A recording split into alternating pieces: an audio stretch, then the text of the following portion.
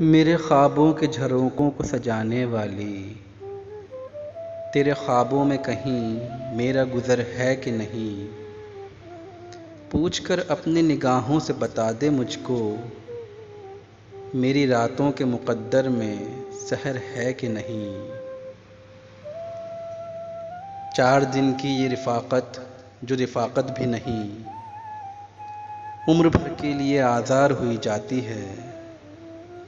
ज़िंदगी यूं तो हमेशा से परेशान सी थी, अब तो हर सांस गिरांबार हुई जाती है।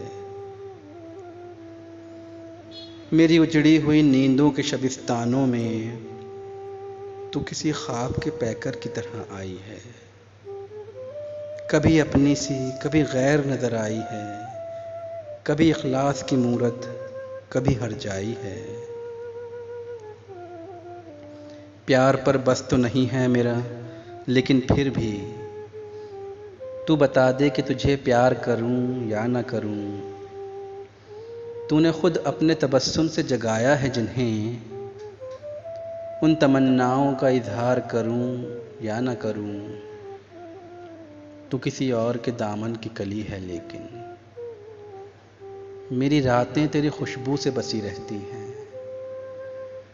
तो कहीं भी हो तेरे फूल से आरिज़ की कसम, तेरी पलकें मेरी आँखों पे झुकी रहती हैं। तेरे हाथों की हरारत, तेरी सांसों की महक तैरती रहती है एहसास की पहनाई में, ढूंढती रहती है तख़य्युल की बाहें तुझको, सर्द रातों की सुलगती हुई तन्हाई में।